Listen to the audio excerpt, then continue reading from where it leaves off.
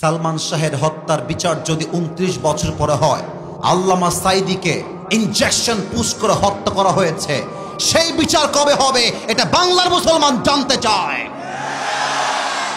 সালমান শাহের দিকে তাকাও, মারছে কে? ওর বউ তারে মারছে।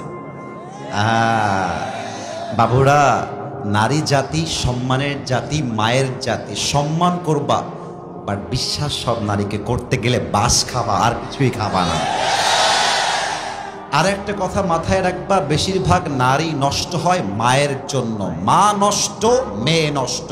মা ভালো, মেয়ে ভালো। যত মেয়ে নষ্ট হয় দেখবা খবর নিয়ে ওর মাও নষ্টা, মেয়েও হয়েছে নষ্টা, ঠিক কিনা বলো? আর নারীরা মিথ্যা বলতে পারে খুব সাজিয়ে, আমি তোমাকে ছাড়া বাঁচবো না, তোমাকে ছাড়া আমি মরে যাব।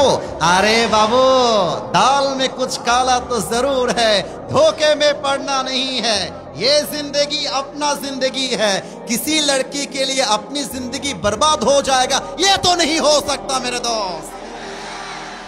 একটা মেয়ে ধোকা দিয়েছে মানে যে আমি বেকা হয়ে যাব? নো। আরে ওর জন্য একটা বিয়ে জায়েজ, আমার জন্য 4টা বিয়ে জায়েজ। ও একটা করবে, আমি 4টা করে দেখায় দিব, বড় টাইম নাই।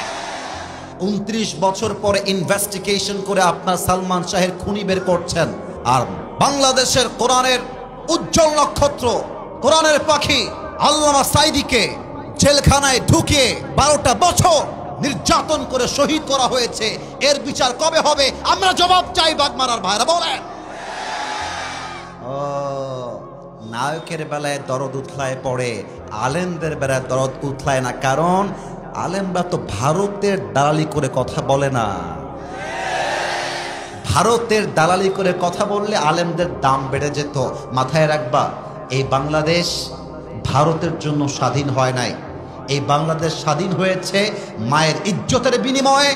এই বাংলাদেশ স্বাধীন হয়েছে হাজারো যুবকের বুকের তাজা রক্তের বিনিময়ে।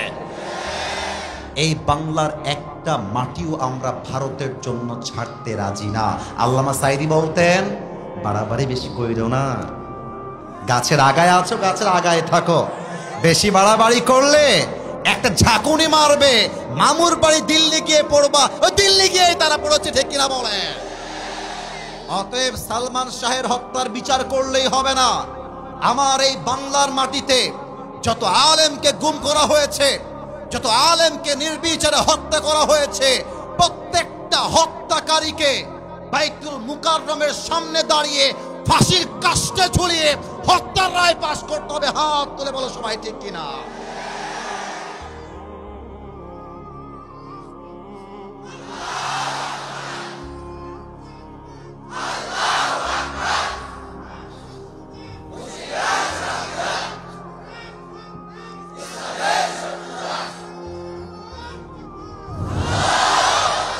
আল্লাহ যেন স্লোগান কবুল করে, পড়েন সবাই আমিন।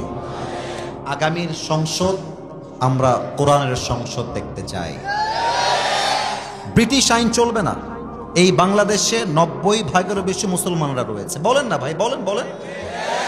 তো যেই দেশের বাসিন্দা 90%-এরও বেশি, সেই দেশের আইন ব্রিটিশ আইন দিয়ে চলে কেমনে?